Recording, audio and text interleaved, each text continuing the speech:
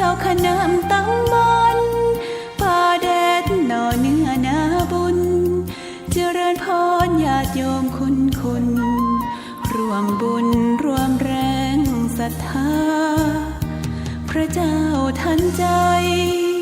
คู่วัดวังสิงคำบารมีเลิศล้ำญาติโยมเลื่อมใสบูชาครูบาเจ้าศรีวิชัยให้พรมวลมิตรสิทธา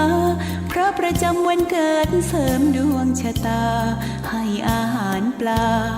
หน้าวัดสุขใจเชิ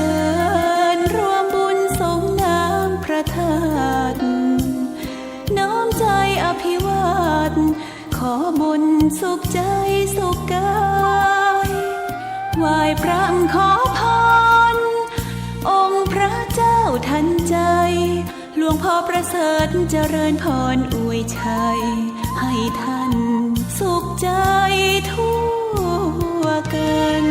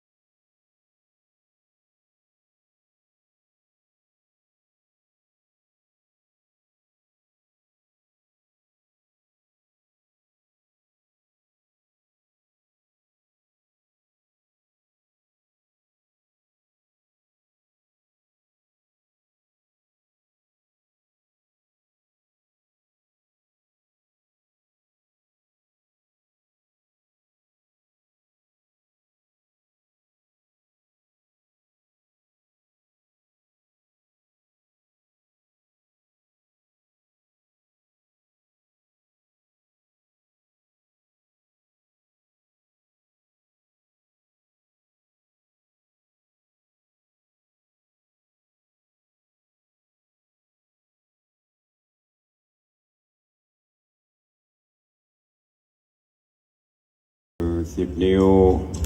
กราบนบน้อมอย่างพระติรัตนแก้วเจ้าตั้ง3 ประการอันมีพระพุทธเจ้าพระสัทธรรมเจ้าพระสังฆเจ้า อันเป็นสรณะที่เปิ่งตีเคารพนับถืออันสูงสุดในชีวิตขอกราบคารวะแตบไตไวสาปาลมีธรรมพระมหาเถรานุเถระเจ้าคณะพระสังฆาธิการภิกษุสงฆ์องค์เนนจุตนจุองค์โดยความเคารพขอเจริญสุขเจริญปรสาธุชนญาติโยมพุทธบริษัทติ่นจองห้องวัดจุหนุ่มเท่าใจยิงก็ขอน้อมต้อนรับทุกท่านเข้าสู่รายการมรดกธรรมกำเมืองและสารธรรมกำเมืองต่างสถานีวิทยุกระจายเสียงพระพุทธศาสนาแห่งชาติและสังคมคลื่นเพื่อการศึกษาพระพุทธศาสนาและวัฒนธรรมคลื่นพระพุทธศาสนาและจริยธรรมตลอดจนคลื่นวิทยุสีขาวเพื่อเจ้าประชาส่งสัญญาณออกอากาศต่างคลื่นความถี่ FM 104.50 เมกะเฮิรตซ์สถานีวิทยุวัดฝ่ายหินในเมตตาท่านเจ้าอาจารย์พระครูสมุวิสุวัตรวรกิจโจท่านเจ้าอาวาสวัดฝ่ายหินผู้อำนวยการและผู้ควบคุมเทคนิคการกระจายเสียงของสถานีวิทยุคลื่นพระพุทธศาสนาและจริยธรรมในความอุปถัมภ์ของมูลนิธิพระบรมธาตุเจ้าดอยสุเทพในเมตตาของพ่อครูวรลบนามวงพรหมผู้อำนวยการสถานีท่านเจ้าอาจารย์พระมหาประสิทธิ์ผู้ควบคุมเทคนิคการกระจายเสียงออกอากาศต่างคลื่นความถี่ FM 96.0 เมกะเฮิรตซ์และสถานีวิทยุคลื่นวิทยุสีขาวเพื่อเจ้าประชาในเมตตาของท่านเจ้าอาจารย์พระครูอภิวัฒนวิกรมท่านรองเจ้าคณะอำเภอดอยหล่อผู้อำนวยการร่วมกับต่างผู้อำนวยการสถานีวิทยุในเครือข่ายคลื่นสีขาวทุกสถานีทุกคลื่นตั้งแต่เชียงใหม่ลำพูนลำปางแพร่น่านเชียงรายคติและก็ยังมีสถานีวิทยุชุมชนต่างๆที่ได้หันความสำคัญในทางการเผยแผ่พระพุทธศาสนาก็ได้ลิงก์สัญญาณนี้ออกอากาศคือญาติโยมได้รับฟังกันอยู่ในเวลานี้พร้อมกันนี้ยกมือ10 นิ้วกราบถวายการต้อนรับและเจริญพรต้อนรับต่อหน้าพ่อแม่ครูบาอาจารย์พระสงฆ์องค์พระเจ้าภิกษุสงฆ์องค์เนนจุตนจุองค์เนอะตลอดจนสาธุชนญาติโยมพุทธบริษัท FC แฟนรายการทุกรูปทุกท่านที่ได้ติดตามรับชมรับฟังทั้งภาพและเสียงการไลฟ์สดต่างหน้าจอ Facebook ไลฟ์ของวัดวังสิงห์คำต่างหน้าจอ Facebook ไลฟ์ของสถานีวัดฝ่ายหินหน้าจอ Facebook ไลฟ์ของธรรมะคลื่นสีขาวและหน้าจอ Facebook ไลฟ์ของ FC ญาติธรรมแฟนรายการทุกท่านที่เข้ามาแล้วก็ร่วมกันกดแชร์กดลิงก์กดไลค์รายการนี้ไปอย่างหน้าจอของเพื่อนๆของทุกท่านทางเฟซบุ๊กไลฟ์โดยรายการนี้ดำเนินโดยกล่าวกับผม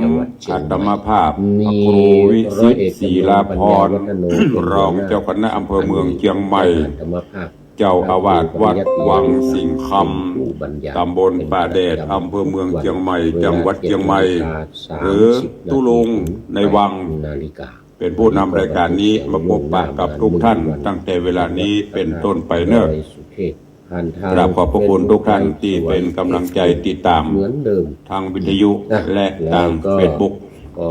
ทาง Facebook ต้องขอกราบประทานอภัยขอสูมาอภัยเหมือนเดิม และมูลศรัทธา เพราะว่าไม่ได้ปฏิปต่อกันเนาะ การ ส่วนทางวิทยุก็จะได้ยินเสียงตุลุงทุกวัน ทางคลื่น96ทางคลื่น104เป็นหลัก โดยการถวาย กราบขอบพระคุณ ทางต่างอาจารย์พระมหาประ วัน สิทธิ์ ที่12 ทางเจ้าหน้าที่ผู้ควบคุมเทคนิค เมลดา ของ96ท่านจะมาพูดสมุวิศวัต วัน ด้ว นี้ ยเนอะ พร้อม ที่บางวันก็อาจจะมีศาสนกิจมีภารกิจก็เอาเสียง อาจจะเป็นเทปมาออกรายการ ส่วนน้ำปานะ เพื่อบ่ฮื้อมันขาดราย โย การ ม ไป พ่อ ส่วนทางเฟซ เชีย บุ๊ บ กนี้ คุณ ก็เป็นรายการ แทรก สดๆ ร้อนๆ จากเตา ถ้าบัดจิต อันนั้น ภารกิจ และ มีศา โย ส ม นกิจ พ่อ ใด หรือ เชี ถ้าย บ ขันสมบูรณ์ก็ปกปักกัน แทรกอย่าง ปกติช่วงนี้ก็ อันนั้นก็ขอ เป็นช่วงหรือว่าเข้าสู่โหมดของเทศกาล ศรัทธาม หาสงกรานต์ปีใหม่ ทางภาคเหนือ ปี เรา ใหม่ รียก เมือง มูลศรัทธา ปีใหม่ไทย แล้วก็ส่วนพระนี่ ก็ ก็ เริ่มแล้ว สมณะ แต่ว่า เป็นค วันตามประ ำ กาศ และเออ ประกาศ ศรัทธา สงกรานต์ คารวะ หรือว่าประกาศเทศกาล เรีย สง น กรานต์ มูลศรัทธา ก็คือ แล้วก็ ตั้งแต่วันที่ ส่วพระนี่เรเรียกว่าสมณะเป็นคำ 14 15 เรียกกันใน 16 ภาคเหนือ แต่ถ้า ใน ประกาศมหาสงกรานต์ปีใหม่ โยมกับพระโยม ก็ กับพระ เป็นวันที่ โยมวันนี้ก็คือ 14 15 เมลดา 16เนี่ยอย่างที่ตุลุงได้นำเสนอ ครอบครัว ที่ครูบาอาจารย์นักปราชญ์ราชบัณฑิต ท่านนาที ได้นำมามาเอ่ยเนอะมันมีอยู่สองประเด็นสองประการ ถ้าประกาศเทศกาลคำว่าเทศกาลก็คือถึงหน้าถึงฤดูของเปิ้ลทางราชการเปิ้ลประกาศเอาวันที่13 14 15 มาดูข้อคิด แต่ว่า ท้ายรายการวันนี้หน่อย วันที่เขาถือ โอ้เป็นเรื่องเกี่ยวกับเรื่องการเหตุการณ์ ยึดปฏิบัติ นู่นตะวันออกกลา บาง งท่านก็ เกี่ยวกับ อาจจะคุ้นอาจจะเก รั ย ฐมนตรีของ หรือ อิ ชิ ส น ราเอลเนทันยาฮู ตั้งแต่อดีตมันหลายสิบปีเนาะ สุดเลยว่างั้นด่วน เปิด ที่ คำนวณมาก็ตรง สุด 13 14 15 ด่วนที่สุด ย้ เน ำตลอ ทั ด น เนอะ โอ้เน นักปราชญ์โหราจารย์โหราศาสตร์ ย่างไล่สเปน มาตลอดอ่า พ้นศูนย์ ใน การ ระยะ เกณฑ์ ก็หลาย สั่ ปี ง นี่ เชือ ละ กไก่ให้ลิง เจ็ด ดู แปดปีแล้วก็หา โอ้โหอย่างนั้น หลวง นายก จำไม่ได้แล้วก็จะเป็นเช่นนี้ไปจน สั่ง ถึง เชือก ปี ไก่ให้ พุท ลิง ธ ดู ศักราช โอ้โหอย่างนั้นเลย 2585 นายกเนทันยาฮู แห นี่ มซาวกว่าปี เด็ด ไป ขา ข้า ด งหน้า เด็ดขาด ประกาศมหาสงกรานต์ 3 ประเทศ ปีใหม่ ปีใหม่ไทย 3 ประเทศ ปีใหม่เมือง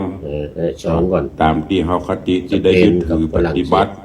สเปนกับฝรั่งเศสเอา ปัก ชื่ กระ ออ ตื อก น จาก ตามโหนตั้งแต่โหนจากสำนักพระราชวัง ทหารแล้วก็พลเรือน ลงมาจนถึงโหนกับบ้านกำจองเฮาครูบาอาจารย์ ได้บอร์ดออฟ เปิ้น ฟิศ ก็ได้ลิขิตหรือว่าได้ขีดเขียนได้คำนวณเรื่องผ่านนาที ของวันนี้ ก็จะไปตรงกับวันสังขันล่อง นะ ในวันที่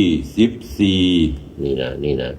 วัน วันที่ เนาะ สุดเน วัน ทั ที่ น 14 ยาฮูลั่นไล่สเปน เป็นวัน แบ สั บ งขั ไม่ นล่อง สม วัน ห ที่ น้าไหน 15 เป็น ไฮ วั ไล น ท์ เนา เดือดแต่ วันเน่า เช้าตรู่ วันที่ เช้าตรู่ของวัน 16 เป็ นี้ นวันประกาศทะเลิง จาก ศพ เนไอเดือด ปีใหม่ แต่เช้าตรู่ เปลี่ยนพุทธศักราชใหม่ เช้าตรู่ของวันนี้ จากเนทันยาฮู 2569 นายก ตรงกับ กล้า วันที่ ต้องใช้ 16 เมษายน ว่าไม่เป็น อ มิ ย่า ต ง ร ข้าว เก ก่อ ณ น ฑ์ วันก่อน ฝรั่ง ก็เอา เศสก็ ป เบ ฏิ น ทินล้านนาของท่านอาจารย์หล อ วงพ่อ คติ ธรรมระครูอ เลื ดุ อก ลศิล ข้าง กิจ ไกลเหมือนกัน ได้มาอ่าน ทั้ง มัน ส เล่า ากัน ฟัง พ ไป ยา แล้ว ยามทำลายเสียง ว่า ทหาร สังขาร ฝ่าย ล่อง อิสลาเอล กี่นาทีเวลาเต่าใด ต่อหน้าชาวโลกล่าน ำมาเสน เรา อแล้ว ลั่น เนาะ วาจาชื่อเสียง ที่วัน ท นี้ หาร ได้ ฝ่าย พูดจาก็ อิส คือ ลา มาย้ำมาบอก ลำเข็น ส่วน ต่อ การ หน้า ปฏิ ชา บั ว ติ โลกล่าร้อมลั่น ก็ยัง วา ขัดแย้ จาง สับ กัน ช อยู่ ดใช้ที่เล่น บางท่านก็ เปิ โอ้ ดศึกการ อ่อน พูด จะไปยาการ สถาน เขาจะไปยาการ สถานการ มัน นา มีเวลา ที ไปวัดละ นี้ ก็ ไม่ จะเอา มี ตาม ความ เดิม สร้างเสรค์ 13 14 ใครขวางทางข 15 อ ก็ ง ยัง เรา ขัดกันอยู่ มีอัน ตุลุ เป็น งก็ ไปทุกราย นำเสนอบอกไปแล้วว่าการสร้างคุณงามความดีบำเพ็ญบารมีธรรมท่านทั้งหลายก็สามารถทำได้ เขากำลัง บ่ต้องไปคัดบ่ต้องไปแย้ง เจรจากัน แต่มีแต่ กำลั นะ งหยุด แต่ว่าการที่เขาจะมาตักบาตร อิสราเอล ทำมัง ยิง ก เล ละ ยวาม นอง น คลเถลิงศก อิหร่านก็ปิด ก็ควรที่จะ ช่องแคบ ยึด ฮอร์มุซ เอาตาม จนถึง ที่โห วัน น นี้ ที่โหน แล้วก็ ที่ สนทนากันไม่รู้เป็นยังไงล่ม ครู ไป บา แล้ว อาจารย์ น่าจะล่มไปแล้ว เปิ่น เด็ก คำนวณเอา ดีลที่จะสนท อย่า นา ง กั ที่ นวันที่ ได้บอกไปแล้วว่า หลายท่านหลายคนว่าตุลุง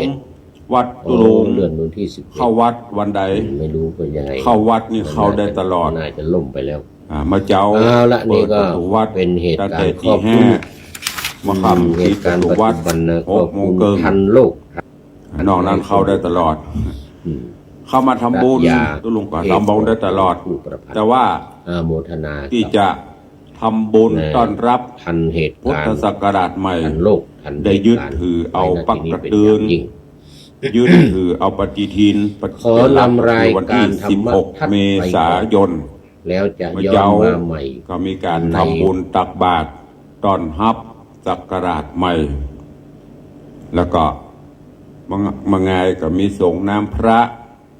ตันจ่อตันตุงตันเจดีย์ทรายอันนี้ตุลุงไม่ได้ขัดแย้งเนอะไม่ได้ว่าวัดอื่นปนเข้าวันที่14-15หรอกก็อย่างที่ได้บอก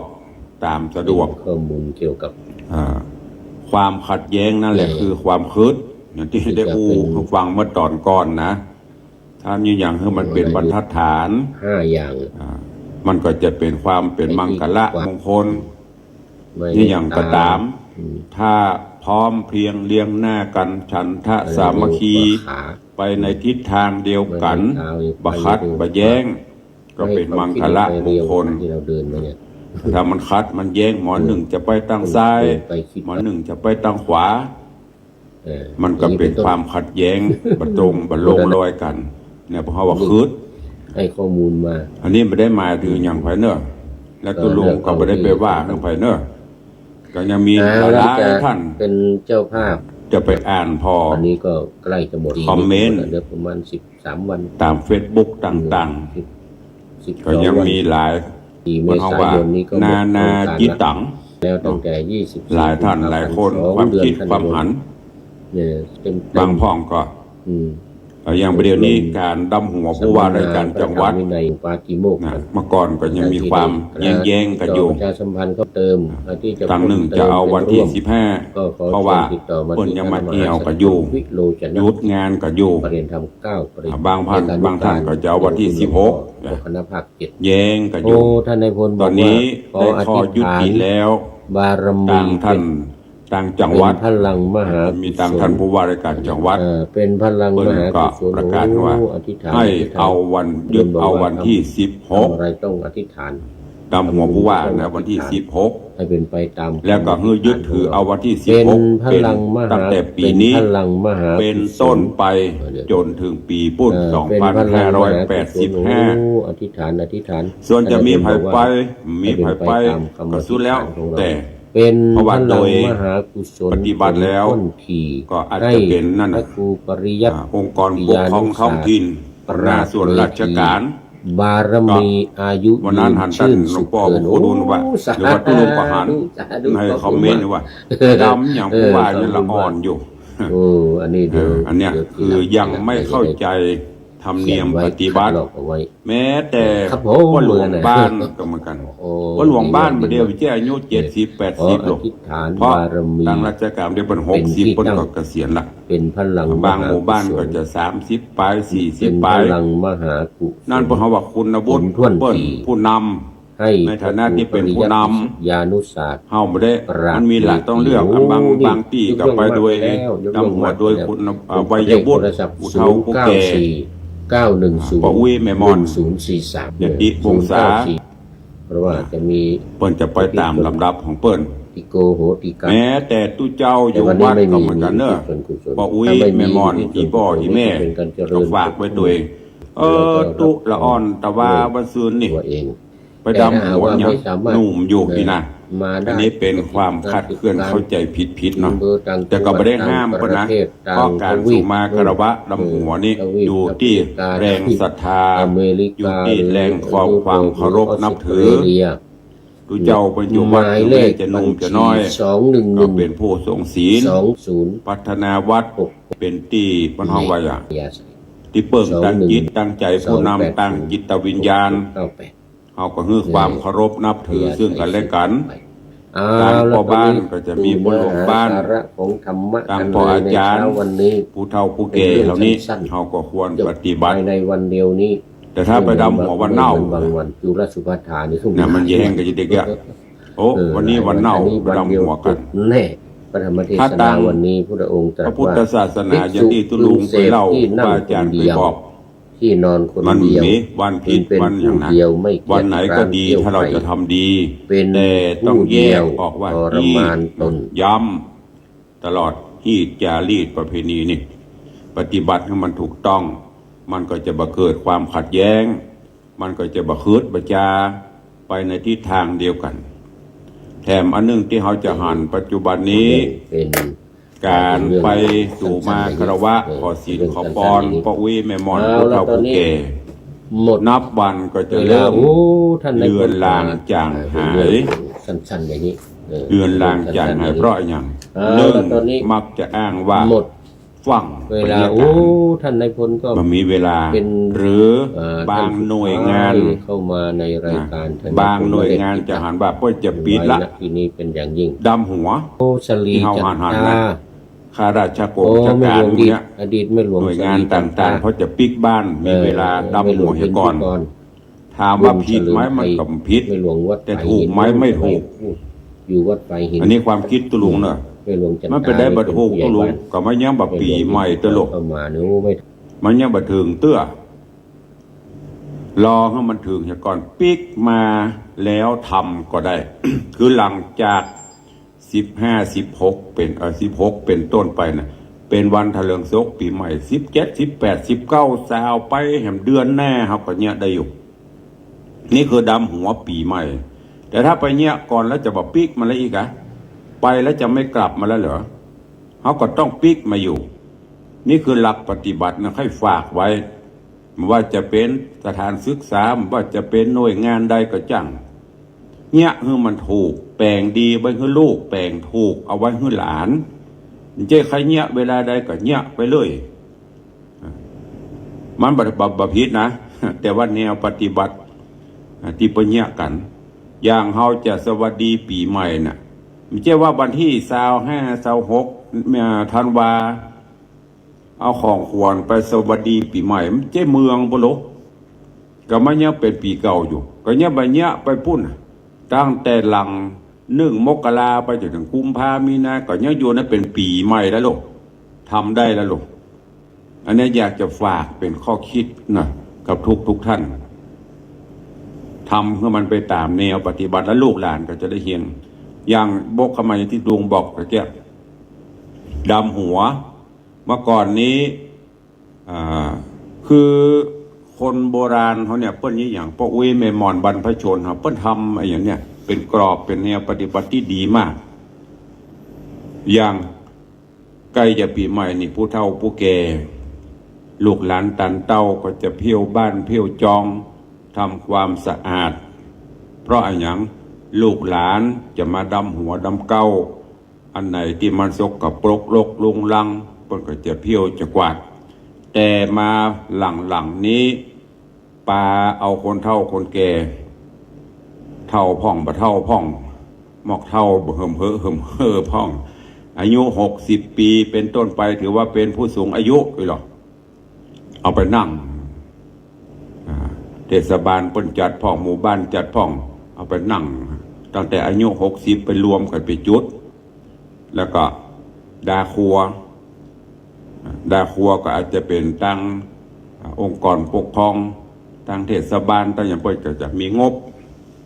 เป็นสลุงกับเป็นผ้ากันเนี่ยได้เหมือนกันหมดเจิญญาติโยมชาวบ้านไปร่วมกันดำหัวผู้สูงอายุที่เดียวเขาละจบละไปละทำบ้านทำจองเนี่ยมันก็เลยหายเมื่อก่อนนี้เปิ้นจะให้ลูกให้หลานไปหรอกอีพ่ออีแม่จะดาครัวสุ่มหมากสุ่มปูความจริงมันเจ้มีอย่างนักอ่ะการไปดำหัวดำเก้าเนี่ยหลักสำคัญก็จะไปละ ที่ละมาได้ก็คือน้ำเขามินส้มปล่อย มันไม่ใช่แปลงหรอกส้มปล่อยถุง5 บาท 10 บาทปะโทษดำหัวได้เป็น100 หัวพุ่นดอกไม้ทูบเทียนก็เก็บเอาตำบ้านตำจ้องเขาก็ได้ อันเนี้ยสำคัญทูบเทียนดอกไม้ไปขอสู่มากระวะดำหัวขอปอนเป็นสิ่งที่ควรจะปฏิบัติ ไปดำหัวเขาไม่ได้ไปกับเฮือลูกเฮือหลานไปอีละมึงไปดำหัวอุ้ยแก้วอุ้ยคำอุ้ยแม่ทำห้างกันเนอละอ่อนก็จะได้จะลงอย่างไป จะได้หูฮีดจารีตประเพณี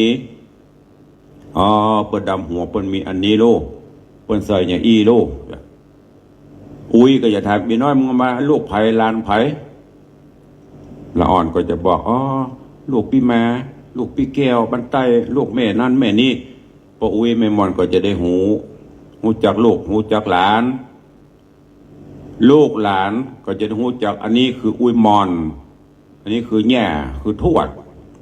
พออุ้ยแม่อุ้ยปู่ป้าเอาอาอยู่บ้านนี้จองนี้เมืองนี้ก็จะเป็นสายสัมพันธ์อันเนี้ยบรรพชนเขาเปิ้นเนี่ยจะเปิ้นแปลงจะนี้แต่ประเด็นนี้มันไปละลูกกับไปหลานกับโหอุ้ยกับหูจักหลานหลานกับหูจักอุ้ยจักป้าเพราะเฮาละเลยละของเก่าของเดิมเมากับของใหม่ลาประเดี๋ยวนี้อวยปอนกันต่างเฟซบุ๊กอวยปอนกันต่างโทรศัพท์ลองสังเกตพวกกับประเดี๋ยวสงกรานต์นี้ได้ล่วงเกินขออภัยนะอวยพรกันต่างโทรศัพท์ขอปอนกันต่างโทรศัพท์ผิดไหมมันก็บ่ผิดนะ แต่ว่าฮีดมันหายสิ่งดีๆที่บรรพชนเขาเนี่ยไว้หายเพราะนั้นตุลุงก็ฝากไว้เนอะกับญาติธรรมสาธุชนลูกหลานเยาวชนคนดีปีใหม่ไทยเฮาเนี่ยเป็นสิ่งสำคัญถ้าเป็นปีใหม่สากลอันนั้นก็ว่ากันไปเคยปฏิบัติกันมาตานขันเข้าขันน้ำส่งน้ำพระโขนทรายเข้าวัดอย่างประเดี๋ยวประเพณีโขนทรายเข้าวัดก็หายเปลี่ยนมาเป็นตามยุคสมัยก็คือด่าทรายมันก็ลงยากแม้แต่วัดวังสิงคำอยู่หิมน้ำปิงนี่นะจะลงก็ยากถามว่าถ้าจะลงแต่ได้ก็ได้แต่ก็เดี๋ยวก็มีเวลามันและกันไปก็และกันมาเลยหายเปลี่ยนมาเป็นหอมสตางค์ไปซื้อมาก็เลยไม่ได้ขนก็เลยบอกหูจักบนห้องอะไรอย่างจิตวิญญาณของบรรพชนที่ทำไว้ความเหินแห่งจากวัดวาอารามความศักดิ์สิทธิ์ของพิธีกรรมต่างๆก็เริ่มจางหายไปอันนี้คือยุคสมัยเปลี่ยนไปตามสมัยเนอะทุลุงไม่ได้เอามาตรามาไม่ได้มาเดือดมาว่านะแต่ว่าเอานี้มาเล่าฟังว่าเหตุการณ์ปัจจุบันการปฏิบัติฮีตจารีตต่างๆมันเปลี่ยนไปจากนี้มันเริ่มจะจางหายไปแต่ก็จะไปละล้ำไปจะไปลืมของเก่าจะไปเมาของใหม่ล้ำไปอันไหนที่ควรจะคงไว้ก็คงไว้ลูกหลานเฮาบรินี้ไปเนี่ยการกรุงเทพกรุงนาต่างจังหวัดปิกมานี่ไปเล่นกันน้ำตำคือหอบคือเวียงปุ่นเดี๋ยวตำหญิงต่างบ้านต่างจองเพิ่นจะเสริมเติมอย่าแปลงอุโมงค์น้ำวะแปลงนนนี่นั่นอันนั้นเป็นความสนุกสุขเสริญแต่ก็จะไปลืมบุญกุศลจะไปลืมกตัญญูกตเวทิตาธรรมเมินมาบ้านมาจองก่อนที่จะไปเล่นน้ำได้อย่างก็ควรที่จะไปทำกิจสำคัญนั่นก็คือการสุมาคารวะขอศีลขอปอนสะเก่าดำหัวพระสงฆ์องค์ข้าเจ้าครูบาอุปชฌาย์อาจารย์ปะอุ้ยแม่ป้าญาติวงศาผู้มีพระคุณของเฮาก่อนก็จะทำให้ความเป็นสิริมงคลเกิดขึ้นจะว่าแจ้งบ่แจ้ง ลุกมาขวายลุกมาปุ๊บไปละเอวเล่นน้ำกินเหล้ากินเบียร์สนุกสุขเสริมกันเหรอพอค่ำมาปิ้งมาก็นอนเหรอได้อย่างสักอย่างได้กระม่วนกระกายแต่ใจบ่ม่วน อันนี้ก็ฝากไว้เนอะในข้อคิดปีใหม่เมืองปีใหม่ไทยที่จะมาถึงนี้ก็ทุกท่านก็ควรจะพินิจพิเคราะห์พิจารณาเอาวัฒนธรรมประเพณีอันดีงามของไทยเฮาของเมืองเฮาที่บรรพชนแป่งดีเอาไว้เฮาเป็นลูกเป็นหลานไซก็สืบทอดไปวัฒนธรรมอันใดดีประเพณีอันใดที่ปฏิบัติกันมาก็จะไปละไปลืมเนอะใครขอฝากกับทุกท่านตัวเองการจะไปทำบุญสุนทานไปวัดไปวาไปวัดก็เหมือนกันจะไปฟังคนประเดี๋ยวนี้ส่วนมากฟังไปเนี่ยการฟังไปเนี่ยการก็บางพ่องก็ไปบลกกกกักใส่ขันดอกขันดวงเซตแทนที่จะรอลวดปิกละฝากเข้าฝากน้ำใส่บาตรมันก็บ่ผิดเนาะแต่ว่าเฮาบ่ได้มาวัดดึงวันมันเหมือนได้มาปลดปลงปล่อยวางเหี่ยพ่องจะไปตู้กับการกับงานลำไปเพื่อที่ว่าเข้าวัดจิตใจจะได้แจ่มใสเบิกบานแถมประการหนึ่งได้มามาจ้ามาพบมาปะกันขวงแก้วอารามลานวัดเนี่ยเป็นที่จุ่มนุมเป็นที่มาพบมาปะกันหรอกก็ฝากไว้ตัวเองมาเพียต่างคนต่างใส่เอาไปเป็นประเพณีแล้วก็ปิกไปเตื้อต่างวัดกาต่างปอดหลวงกาต่างบ้านต่างจองกาเปิ้นมีอย่างจะแจ้งจะได้ได้จ่ากันจะได้ปรับปรุงอันเนี้ยเป็นสิ่งที่ดีทุกองก็ฝากไว้เนอะวันนี้กราบถวายการต้อนรับหลวงพ่อท่านพระครูโกมุตสิทธิการเนอะขอส่งพ่อปีใหม่รอดขอสู่มาอภัยเนอะใกล้จะปีใหม่จะถึงนี้ได้หลวงล้ำกรรมกายกายกรรมวจีกรรมมโนกรรมเนอะกราบขอขมาหลวงพ่อด้วยวันนี้ได้มาเป็นกำลังใจตุน้องตุนุ่งหลวงพ่อพระครูโกมุตสิทธิการหรือท่านครูบาพิทักษ์วัดโกมุตพุทธรังสีกรุงเทพมหานครหลวงพ่อได้เข้ามาวันนี้ชัดเจนดีเนอะครับสาธุกราบขอบพระคุณ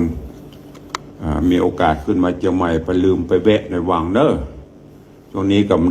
ได้หล่องไม่ได้มีศาสนกิจต่างกรุงเทพเริ่มได้ไปกราบหลวงพ่อวัดโกมุตมันก็กำลังพัฒนาแต่ว่าวันศุกร์นี้มันก็ยกพระหลวงพ่อพุทธโกมุตปราบมารบันดาลโชคด้วยกันถ้าจำบ่ผิดวัดบนกระมวลหลวงพ่อพัฒนาดีสาธุนะครับเนอะตั้งแต่ตั้งหน้าจอเจริญปอนเนอะนะน้องคนเดิมเจริญปอนแม่วิน้องแฮกเกอร์เจริญปอนถวายการต้อนรับท่านเจ้าปีพระมหาคมสันปุ่นไปอยู่สกลนครจากกรุงเทพกรุงดอนไปอยู่สกลนครบนก็ขอบพระคุณตัวเนื้อที่เข้ามาส่องมาเยี่ยมมาชมเจริญปอนโยมสลินทิพย์บุญเลิศแล้วก็มีแพมโยมปีชิชบาเจริญปอนเป็นอันล่าเนอเป็นอันจรันปียจันทร์โดยซิววันนี้จะเอาเสวียนมาตานเสวียนจะดีไซน์ปีใหม่5-6 ปีมานี้เป็นอันจรันปียจันทร์พร้อมครอบครัวญาติพี่น้องปนแปลงมาตานก็ขอบพระคุณตัวไปช่วยกันแปลงงานฝีมือไม่ได้มาขายนะแปลงมาตานแล้วก็เป็นเจ้าภาพมาได้หลายปีละ5-6 ปีมานี่ตั้งพุทธภูเกที่วัดไม่ได้แปลงเพราะว่าเป็นอันจรันปียจันทร์พร้อมญาติพี่น้องวงศาคณะญาติจัดสร้างมาถวายพร้อมกับโยมแม่ละอก็เป็นเจ้าภาพทรายตัวเจริญปอนคุณโยมสลินทิพย์บุญเลิศเจริญพรโยมเพชรนะ เจริญพรโยมป่อสุวรรณอินใหญ่เจริญพรโยมแม่โยมวิไลกะอะไรอย่างนี้นมัสการเจ้าตุลุงมันเป็นภาษาอังกฤษวิไลพรกะวิไลเพนวิไลพันนี่อันพิษสุมาภายเนออย่างตุลุงบอกนะพอไม่ได้จบปริญญาอ่านอังกฤษจะบ่ค่อยคล่องลัดถูกพ่องพอถูกพ่องเจริญพรไทยแฮม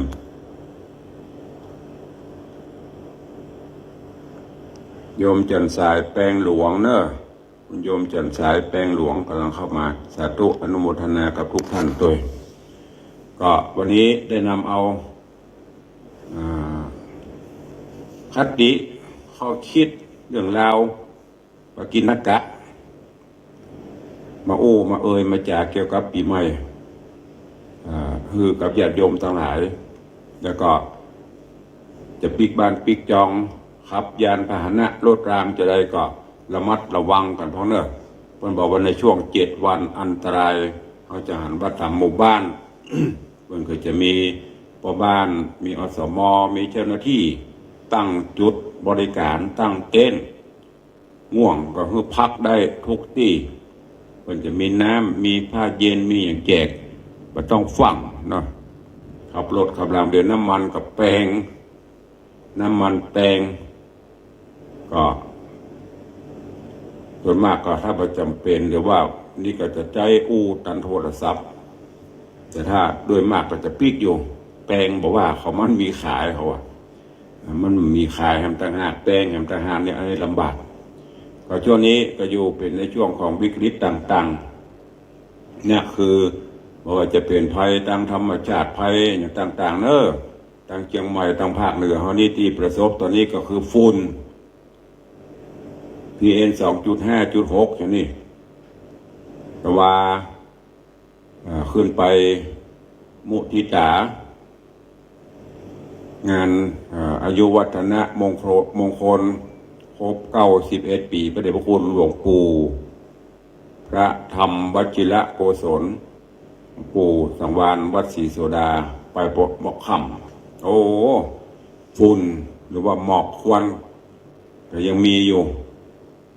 ก็ระมัดระวังกันเนี่ยอันตรายภัยต่างๆเนี่ยมันมาได้ทุกทิศทางแล้วก็ การขับรถขับรางก็จะไปปั่งไปหีบน้ำไปมันถึงแปลงใจกันเนอะการพูดใจรถใจรางห่างข่าวแล้วก็ยังน่าตกใจนะห่างข่าวทีวีก็กำลังผ่านมาได้วัน2 วันอุบัติเหตุเกิดขึ้นเป็นร้อยรายน่าตกใจอยู่แปลงใจที่สำคัญมีสติสัมปชัญญะในการขับรถขับรางเดินทางเมาก็จะไปขับเพราะว่าเมาไม่ขับก็จะไปขับถ้าขับแล้วไปยันที่ลงขับแล้วก็อย่างที่บอกนะบักกลางเดืองกับป่วยใหญ่กับปีกบ้านเก่านั่นแหละมันมีแค่นี้ก่อยไปหรือรถมันติดจะไปฟังเพราะทุกคนก็ต่างถ้าถามว่ารีบไหมก็รีบหมดฟังไหมก็ฟังเหมือนกันนั่นแหละมึงก็ฟังกูก็ฟังเราจะตัดหน้ากันหน่อยเอาละเป็นเรื่องเด็กแกบีบแตรใส่กันหน่อยก็เป็นเรื่องต้องคิดคนบีบแตรนี่อย่างที่เราเปิดไฟเลี้ยวค้างไว้กาแต่ไปเลี้ยวตัดหน้าเปิ้นกาเปิ้นจะบีบแตรเตือนก็แล้วกันไปใจบีบแตรเตือนกันว่าก็ลงมาจดแล้วคุยกันเนี่ยบางครั้งก็เป็นขั้นถึงเสียชีวิตก็มีเรื่องขี้ประติ๋วเล็กๆน้อยๆอภัยกันเหรอกันมันไม่เจ็บว่าเด็กเกเขาใส่กันหรือด่ากันไปหน่อยเสียดกันไปหน่อยกระทบกระทั่งกันหน่อยยินจะปูดแขนจะขาดกับใจลงลองคิดลึกๆถ้าลงไปมีเรื่องกันนะก็ลงรถไปก็เสียเวลาล่ะแทนที่จะไปไหนไปเบาไปด่ากันไปดุกันไปว่ากันเสียเวลาไปถ้ายิ่งไปเป็นเรื่องใหญ่ขึ้นมาไปตบไปตีกัน ไปทำร้ายกันก็ขึ้นขอบขึ้นโรงขึ้นศาลขึ้นโรงพักเสียเงินเสียทองเสียเวลาถ้าไปทำอย่างการทำร้ายร่างกายกันถึงกับเสียชีวิตเนี่ยเป็นเรื่องใหญ่คิดเดี๋ยวก่อนฝากไว้ท่านที่กำลังใจรถเจ้าลางฟังตุลุงอยู่ก็ดีคือมีสติว่าขณะนี้เรากำลังทำอะไรอยู่ประเด็นเรากำลังขับรถเนาะเปิดเพลงฟังไปใจเย็นๆไปปฏิบัติตามกฎจราจรไปเวลาก็ตั้งด่านตั้งอย่างตรวจก็ไม่ต้องไปจมไม่ต้องไปแจ้งเปิ้นบางพ้องตำรวจเปิ้นตั้งด่านก็โจมก็แจ้งเจ้าหน้าที่ก็เหมือนกันไม่ใช่ว่าเป็นใจก็ถ้าประจำเป็นก็ไม่ต้องไปตั้งมันนักปล่อยเปิ้นจะเอียงก็เอียงไปแต่ที่เปิ้นตั้งก็จะไปตรวจตาจนที่ยิบลงไปบางอย่างก็ไม่ใช่สอนเนื้อทำผิดเอาหูไปหน้าตาไปให้พ่องปล่อยผีปล่อยสางให้พ่องปีใหม่ไปเข้มงวดลงไปกับบดีงานลงไปกับบดีพุทธเจ้าพระดึงสอนมัชชิมาปฏิปทาอารมณ์อร่อยไปพ่องเพื่อจะไปแจ้งกันลงไปพอเปิ้นตั้งด่านก็จะไปแจ้งเปิ้นตามหน้าที่จากที่เงี่ยมมาร้อยหันด่านหันไฟไซเรนบ้าๆไปมันลดความเร็วลงก็ทำให้บรรเทาอุบัติเหตุไปได้นักมีสิ่งกีดขวางมีดงมีด้านมีเจ้าหน้าที่พ่นคอยมันก็จะเงี่ยมรถจนจมเขาเร่งนะเนี่ยจะได้ไปเฝ้ายมพบาลบวยหมอนี่ด้วยความหวังดีจากตุลุงในวังเตือนทุกท่านวันนี้ก็ได้ได้จากับญาติโยมศรัทธาเป็นนาสาระในช่วงของเทศกาลปีใหม่ก็พอควรแก่เวลาจะเข้าสู่โหมดได้รายการละขอบพระคุณทำกำกับท่านผู้อำนวยการสถานีทุกสถานีตัวเองที่ได้แล้วก็ FC แฟนรายการทุกรูปทุกท่านที่ได้ติดตามเป็นกำลังใจกันมาด้วยดีเสมอมาโดยเฉพาะทาง Facebook บางเตื้อก็ได้ปะบางเตื้อก็หายเพราะว่าภารกิจมันนักนะอย่างปปะทาง Facebook ก็เดียวก็ต้องไปประชาสัมพันธ์เสียงตามสายงานต่างๆครับก็ต้องนำเรียนแล้วก็ขอบคุณทุกท่านตัวเองก่อนที่จะได้เปิดสายหน้าไมค์อุจาตักใดปีใหม่กับญาติโยมศรัทธาก็ขออนุญาตได้แจ้งข่าวประชาสัมพันธ์งานวันนี้ทางข่วงพญามังลายหรือว่าที่ตั้งสถานีพระครูวรบนามบงพรหมก็แจ้งมีกิจกรรมอยู่กิจกรรมเกี่ยวกับประเพณีปีใหม่นี่ตั้งเมืองเชียงใหม่มีหลายที่วัดพระสิงห์ก็มีวัดเจดีย์หลวงวัดอะไรอย่างเงี้ยวัดอินทร์วัดเจดีย์หลายวัดรวมถึงวัดวังสีคำก็มีแต่ว่ากิจกรรมใหญ่ๆที่ต่างจังหวัดเพิ่นร่วมกันจัดที่ข่วงพญามังลายก็มีกิจกรรมนักอยู่ตามที่พระครูเพิ่นแจ้งมาก็เป็นอันนี้เป็นกิจกรรมปีใหม่เมืองแล้วก็ที่วัดวังสิงห์คำหลังจากเสร็จปีใหม่แล้วก็ต้องเตรียมความพร้อมเต็มอัตราตอนนี้ก็เริ่มปรับสถานที่ปรับภูมิทัศน์เที่ยวอย่างต่างๆเตรียมงานอย่างตุลุงงานทำบุญปอยหลวงฉลองกุฏิทรงโฮงหลวงและเสนาสนะถาวรวัตถุของวัดดังที่ได้นำมาอุจาประชาสัมพันธ์นำเรียนเชิญชวนญาติธรรมทุกท่านมาร่วมบุญกุศลด้วยกันกำหนดการงานบุญปอยหลวงของวัดวังสิงห์คำวันที่7 พฤษภาคมหลังปีใหม่แล้ววันที่7ก็จะได้ตานจอดตานตุงตามแบบเบ้าโบราณที่ปฏิบัติกันมาวันที่13 พฤษภาคมเวลาประมาณบ่าย3 โมงก็นิมนต์พระเจ้าพระสงฆ์มารับทักษิณทานประมาณ100 กว่ารูปรับทักษิณทานอุทิศรับปนผลให้บรรพชนบรรพบุรุษญาติวงศาอดีตท่านเจ้าอาวาสผู้มีคุณูปการกับวัดวังสิงห์คำวันที่14 พฤษภาคมนิมนต์พระมหาเถระครูบาอาจารย์เจริญพระพุทธมนต์สมโพธิกุฏิแล้วก็พระอาจารย์ก็จะได้ยื่นโยงองค์การกล่าวเวรเกณฑ์การยกถวายไว้ในบวรพุทธศาสนาวันที่15เป็นวันตกแต่งดาขัวกินขัวตาลที่บ้านที่จองหยัดไผหยัดมันมาหอมกินหอมตาลด้วยกันที่วัดที่วังสิงคำบ่อเย็นบัตตา16 17เป็นวันนำขัวกินขัวตาลเครื่องไตรยตาลเข้าน้อมถวายหัววัดหัวว่าต่างๆประมาณ300กว่าหัววัดก็จะให้ขัวตาลเข้าห่วมกินห่วมตาลเนอะขอเจริญพรเจิญเนอะญาติธรรมสาธุชนญาติโยมบางท่านก็เคยมากินห่วมตาลเติงละบางท่านก็อาจจะยังบ่เคยมาเตื้อก็เจิญเนอะวัดก็อาจจะคับแคบไปหน่อยกีดไปหน่อยแต่กับตีอยู่ได้กับใจอยู่ยากได้มาหูมาหันมาห่วมกินห่วมตาลด้วยกันเนอะจะไปลืมวันที่16 17เป็นวันแห่ขัวกินขัวตาลถ้าจะมาห่วมทบุญสุนตานสังฆทานกลับมาวันที่13 ช่วงบ่าย14ช่วงมะไงใครจะนำโฮงตาลใครจะนำขัวกินขัวตาลมาห่วมอื่นตันเติงก็เจริญพรเจิญเนอะเจ้านี้ก็วันนี้ก็ขออนุโมทนาประชาสัมพันธ์รายนามผู้บริจาคเนอะสังฆทานขออนุญาตได้นำมาอุจาหรือว่านำมาแจ้งอนุโมทนาคือกับทุกท่านได้รับทราบเพื่อจะมีพระร่วมบุญกุศลตัวเองก็ในงานนี้ท่านผู้ใดที่จะร่วมเป็นเจ้าภาพสังฆทาน ถวายพระเจ้าพระสงฆ์ชุดละ 2,500 บาท 2,500แล้วก็หัววัดรับไตรยตาลหัววัดชุดละ500 บาทเนอะสังฆทานกระเป๋าใบละ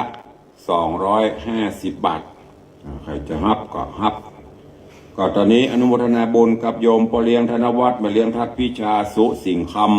ำอุทิศกุศลบุญต่างๆเหล่านี้ที่ได้ทำอุทิศให้พ่ออุ้ยหม่อนเฮือนแม่อุ้ยหม่อนหลานแม่พ่ออุ้ยหม่อนอุ่นแม่อุ้ยหม่อนล่าแก้วปูพ่ออุ้ยหนันแดงแม่อุ้ยเมาพ่อสิงห์คำแม่อุ้ยสุนางบัวใสใจแก้วพ่ออุ้ยทองบุญสุรินนายทองสุขเขมาชะพ่ออุ้ยปันแม่อุ้ยนวลนางเจนจิลาทองดงตลอดจนสุริยะตระกูลโดยรับเป็นเจ้าภาพสังฆทานชุดใหญ่ถวายพระมหาเถระชุดละ 2,500 จำนวน12 ชุดรับเป็นเจ้าภาพสังฆทานถวายหัววัดชุดละ500 บาทแถมจำนวน21 ชุดแล้วก็เป็นเจ้าภาพตุงเป็นเจ้าภาพโต๊ะรวมปัจจัยประมาณ 50,000 บาทนี่ของปอเลี้ยงธนวัฒน์มาเลี้ยงทัดวิชาสุสิงห์คำนอกจากนั้นขอบคุณอนุโมทนาบุญกับดร.อิสมเตปินหรือว่าเป็นอิสมเจ็ดศรีก็เป็นเจ้าภาพสังฆทานชุดใหญ่1 ชุดหัววัด1 วัด 3,000 บาทโยมปิสมพรรัตนางโยมปิชิชบารับหัววัด2 วัด 1,000 บาทโยมพ่อสมานแม่จันอาจารย์ดลชัยยาวิชัยเจ้าแลแม่แตงหัววัด1 วัด 500 บาท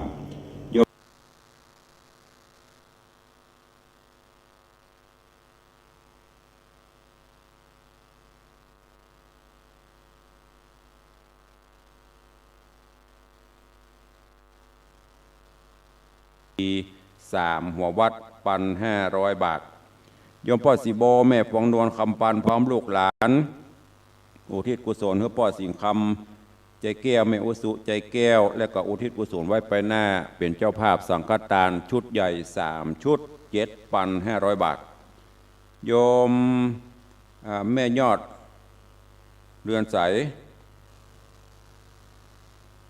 พร้อมครอบครัวพ่อสวิงแม่ยอดเรือนใสพร้อมครอบครัวสังฆทานชุดใหญ่1 ชุด 2,500 บาท พ่ออนันต์แม่สุรางมาสาพร้อมครอบครัว 1 หัววัด500 บาท ครอบครัวนายอินทร์ครูประนอม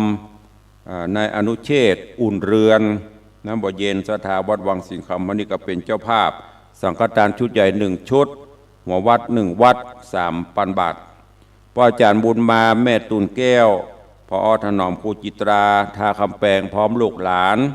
สังฆทานชุดใหญ่1 ชุด 2,500 บาทแม่ครูเด่นทองจันทีพร้อมครอบครัวลูกหลานสังฆทานชุดใหญ่1 ชุด 2,500 บาทโยมแม่สุวรสใจโตพร้อมลูกหลานหัววัด1 วัด500 บาทพี่นันจรันปิยะจันดอยซิวสันกระแปงพร้อมญาติพี่น้องสังฆทาน1 ชุด 2,500 บาทโยมแม่แสงเอ้ยเตชะตาดอยซิวหัววัด1 วัด500 บาท อาจารย์จุธารัตน์สมบัติพร้อมด้วยลูกศิษย์ลูกหากัลยาณมิตรกัลยาณธรรมร่วมเป็นเจ้าภาพสังฆทานชุดใหญ่1 ชุดหัววัด1 วัด 3,000 บาทโยมแม่ศรีนวลรันจวนพร้อมลูกหลานหัววัด1 วัด500 บาทโยมนัทพจน์จักรนรินทร์ประกองสระปีบ้านสระปีเป็นเจ้าภาพหัววัด1 วัด500 บาทโยมแม่จันเพ็ญใจคำนางสาวพิมนราใจสุรชัยนายพยงศักดิ์ใจคำรับเป็นเจ้าภาพหัววัด1 วัด500 บาทโยมนายสุพัชชัยนางยอดเรือนแนวจำปาเป็นเจ้าภาพสังฆทานหัววัด1 วัด500 บาทโยมแม่อัมภัยกองราชพร้อมลูกหลานแม่คือโดยสเก็ตสังฆทานชุดใหญ่1 ชุด 2,500 บาทโยมแม่เพ็ญศรีสิงหเนตรเป็นเจ้าภาพสังฆทานหัววัด1 วัด500 บาทโยมสมศักดิ์โยมนิตยาวงศ์เหมรัตน์หัววัด1 วัด500 บาทพ่อเฒ่าพงษ์ล่าสุดนี่พ่อเฒ่าพงษ์แม่เฒ่าบัวเงินบุญชัยพร้อมลูกหลานแม่ลิมเป็นเจ้าภาพหัววัด2 หัววัด 1,000 บาทก็อนุโมทนาบุญขอบคุณเนิดตกหล่นห้องไผ่ไปก็เมตตาได้แจ้งให้ตุลงตัวเพื่อที่จะได้จดเอาลายหมายเอาชื่อหัววัดดึงมดดึงมวลประมาณ350หัววัดพระสงฆ์เทรานุเทระพ่อแม่ครูบาอาจารย์ที่นิมนต์มาก็ประมาณ200 กว่าวัด200 กว่ารูปเนอะอันนี้ก็เป็นงานหลักงานใหญ่พอควรต้องใจปัจจัยนักก็เมตตาญาติโยมศรัทธานาบุญเนอะแล้วก็ทางวัดได้จะทำกระเป๋าเป็นสังฆทานใครจะเป็นเจ้าภาพเพิ่มเติมเนอะใบละ250 บาทสั่งไปเรียบร้อยจำนวน250 ใบอันนี้จะมาเป็นสังฆทานก็บอกว่าจะอย่ามาทานจะบินจะทานสั่งกระเป๋าสกรีนรูปกุฏิสงฆ์กับชื่อวัดใส่แล้วก็จะคงจะมีอุปกรณ์เครื่องเขียนใส่เฉพาะกระเป๋าสั่งทำไปเรียบร้อยใบละ250 บาทเนอะใครจะเป็นเจ้าภาพร่วมเจิญได้กี่แก่นกี่ใบก็ได้หัววัดวัดละ500สังฆทานชุดใหญ่ 2,500ก็จวนบอกบุญไปเนอะมาได้บังคับกฎเกณฑ์เนอะเอามาบุญมาฝากมาบอกมีกำลังพอจะฮับได้ก็ฮับไม่มีกำลังก็โมทนาสาธุร่วมบุญกุศลด้วยกันไปแถมอันนึงก็คืออันนี้ตามประเพณีปฏิบัติบกเข้ามาปีใหม่คือไม้กำสลีกำจกกำใจเสริมปารมีธรรมมาละสาธุปฐมฤกษ์เบิกฟ้าคุณดร.อินสมเตปินพินันอินสมเจนเจ็ดสีปฐมฤกษ์เป็นเบิกฟ้ารับเป็นเจ้าภาพกระเป๋า1 ใบ250โอ้หมดธนามาช่วยงานทำนะพี่นันนะนับถือน้ำใจฮักกันแตะไม่เกี่ยงปัจจัยได้ก็เอาได้กันแล้วไปสมนาคุณก็เอาไปสมนาคุณก็ปีกเป็นว่างานวัดวังสีคำมาช่วยตลอดเป็นเจ้าภาพสังฆทานถึงชุดใหญ่ถึงหัววัด ประกาศกระเป๋าประเด็นกับประเดิมแรกนะ1 ใบสาธุเนอวินานเนอบุญรักษาบุญกรรมบุญจูขอให้มีเสียงทองเหมือนนกกระเวกกิจการงานต่างๆก็ราบรื่นเงินไหลนองทองไหลมาเนอะไม้กำตามที่ตุลุงบอกไปงานมันมีนักกระทำตามที่ญาติโยม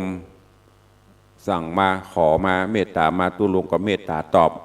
จะทำไปฮือตังคนเฒ่าคนแก่ตังลูกศิษย์ลูกพระช่วยกันท่าสีช่วยกันจัดทำไว้ปีนี้ประมาณ30 เล่มแล้วเนอะกูปีนี้100 กว่าเล่มนะเพราะภารกิจงานมันมีนักก็ญาติโยมขอมาก็ทำไปก็มีเจ้าภาพมีโยมแม่จันเพญใจคำนางสาวพิมพ์ดาราใจสุรชัยนายพยุงศักดิ์ใจคำอันนี้ไม้กำสลีกำโจกจตากำปารมีกำอายุที่เคยปฏิบัติปีแล้วกำมาชุดปีละปีนี้ก็กำต่อเนอะพยุเมินกับกำต่อไป1 เล่มพ่อเลี้ยงธนวัฒน์แม่เลี้ยงทัดพิชาสุสิงคำอุทิศกุศลฮือพ่อสิงคำแม่สุใจแก้ว1 เล่มอุทิศไว้ไปหน้า1 เล่มแล้วก็หอม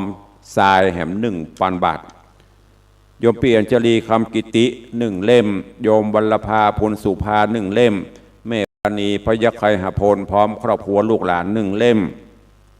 โยมวิมลโยมพี่หมอมัทนาโยมนัดประคันอัมพันธ์1 เล่มโยมแม่สีจันทร์คำปันหัวหน้าอิเกหัวหลิม1 เล่มโยมพ่อสีโบแม่สีนวลคำปันหอมทราย100แม่บุตรปันพี่จงรักมีงานไม้กำ1 เล่มพ่ออนันต์แม่สุรางมาสาพร้อมครอบครัว1 เล่มแม่ครูเหรียญทองจันที1 เล่มแม่สุวรัตน์ใจโต1 เล่มคุณวารีอินทกูล1 เล่มโยมสุพณีเมืองมาโยมทันชนกเมืองมานี้ไม้กำ1 เล่มแม่ศรีนวลรันจวน1 เล่มโยมพ่อศรีแม่เพียรชัยพนัทกองขิงหางดง1 เล่มโยมนัตพจน์จักรนรินทร์1 เล่มโยมแม่ละอปิยจันทร์อันนี้เป็นหอมทราย1 ลำเราที่ได้ประกาศปัตตกี้โยมแม่เพ็ญศรีสิงหเนตร1 เล่มโยมสมศักดิ์โยมนิตยาวงศ์เหมรัตน์1 เล่มล่าสุดตวาโยมปะเท่าพงแม่เท่าบัวเงินบุญชัยโยมพรตรีโยมแสงสายโยมย่ง1 เล่มอันนี้เป็นไม้กำตอนนี้21 เล่มแบ่งไว้30เหลือ9 เล่มสุดท้ายเนอะหมดแล้วก็หมดเลยไม่มีเวลาทำบัตรทันละก็ฝากไว้กับทุกท่านด้วยใครจะจะเอ่ยกับตุลุงเนอะตอนนี้ทาง Facebook รู้สึกว่าแบตเตอรี่จะหมดแล้วก็ขอบคุณตัวเนอะทาง Facebook แต่ว่าทางวิทยุก็จะได้ได้จากกันต่อไปตัวขอบพระคุณติดตามเนอะทาง Facebook ทางบ้านทางจองใครจะตัวตุลุง0817836540ใครจะตัวทดเวลาบาดเจ็บเข้ามาได้มีไหมเอ่ย0817836540ขอบคุณพี่นานเนอะขอบคุณพี่นานอิสมเตปินดรอิสมเตปิน